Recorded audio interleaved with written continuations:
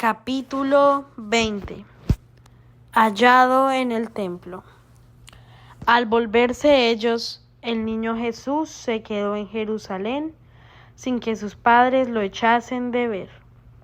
Lucas 2:43. Según lo prescrito en la ley, todos los israelitas debían realizar una peregrinación al templo de Jerusalén en cada una de las fiestas anuales de la Pascua, Pentecostés y los tabernáculos.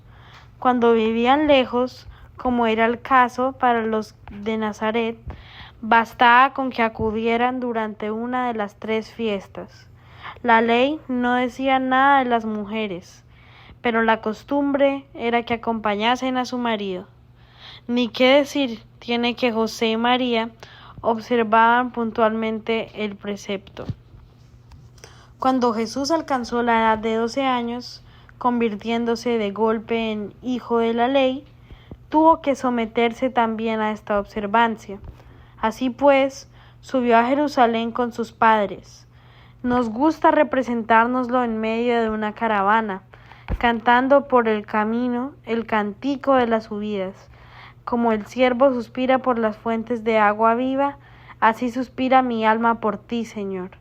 Los que confían en el Señor serán tan firmes como la montada sobre la que está construida Sión. Qué bueno es y qué agradable para los hermanos el caminar todos juntos.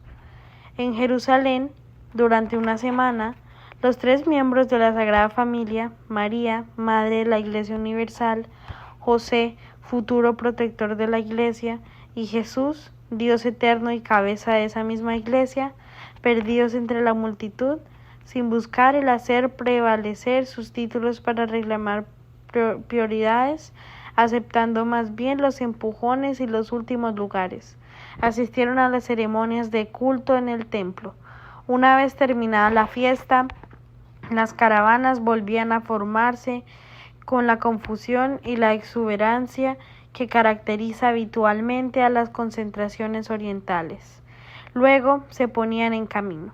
Cuando la caravana de que formaba parte de la Sagrada Familia había cubierto su primera jornada de viaje, María y José comprobaron, desconcertados, que Jesús no estaba presente.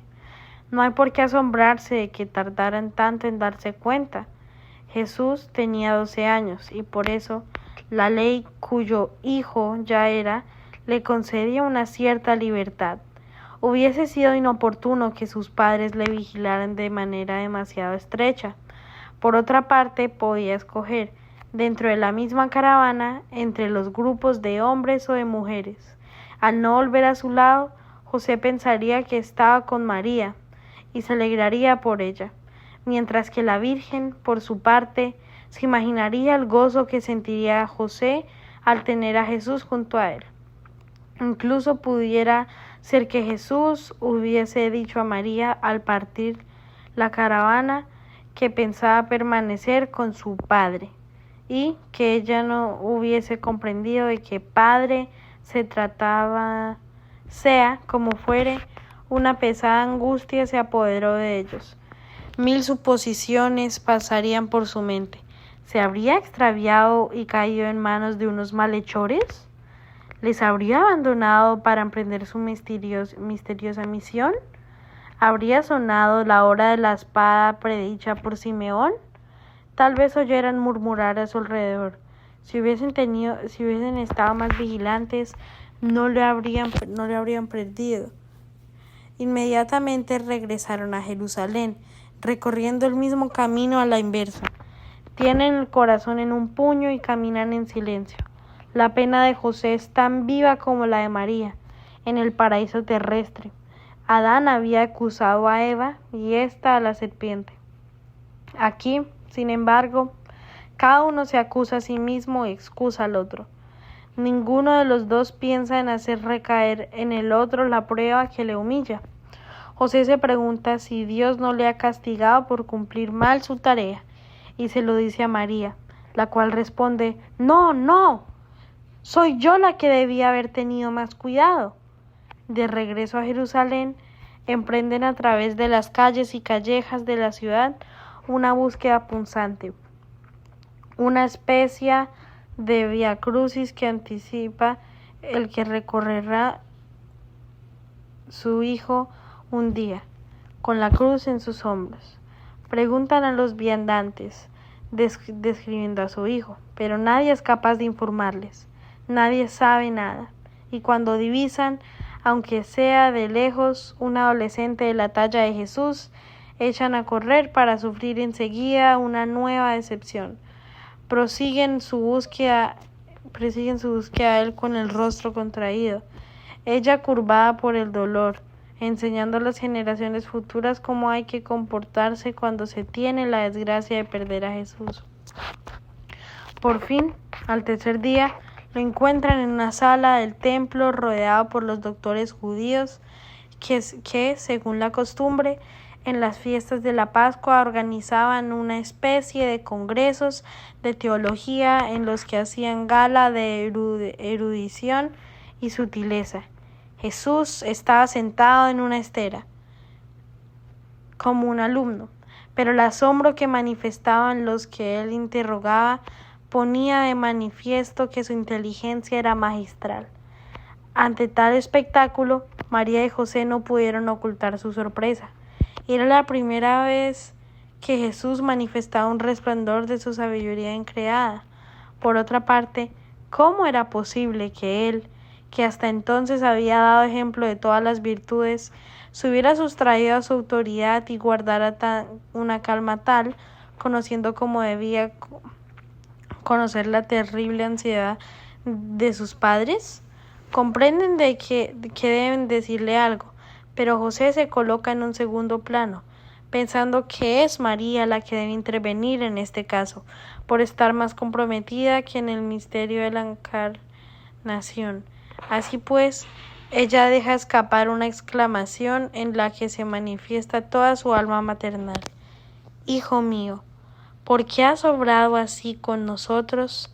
Qué amorosa y afectuoso reproche. Deseo también de conocer el motivo de una conducta tan contraria a las costumbres de un hijo siempre respetuoso y sumiso. Jesús no se excusa ni pide perdón, sino que a la legítima pregunta de su madre responde: ¿por qué me buscáis?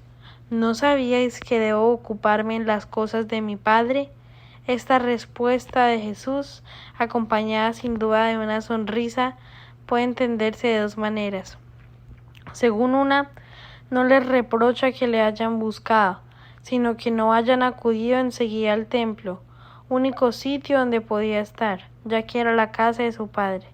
Sin embargo, atenerse a ese único sentido sería tanto corno suavizar unas palabras de un alcance mucho más profundo y sublime. Según la otra, Jesús quiso al salir de la infancia recordar a sus padres su filiación divina y la trascendencia de su misión. Les advirtió que la obediencia que les tenía estaba subordinada a la que debía prestar a su Padre Celestial. Era preciso que supieran que todo lo que sucediese en su vida estaría conforme con esa voluntad, en virtud de la cual se había encarnado. Habrá por eso cosas que les sorprenderán. Quiso pues prevenirles y prepararles para el escándalo de la redención por la cruz. Antes de volver al silencio de Nazaret y a esa postura que el Evangelio resume con las palabras «les estaba sujeto», quiso enseñarnos.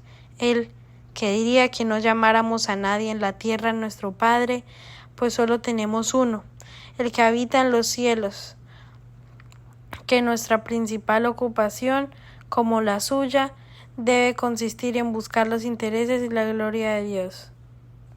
Sus palabras, pues, no significan que quisiera eludir la tutela de sus padres.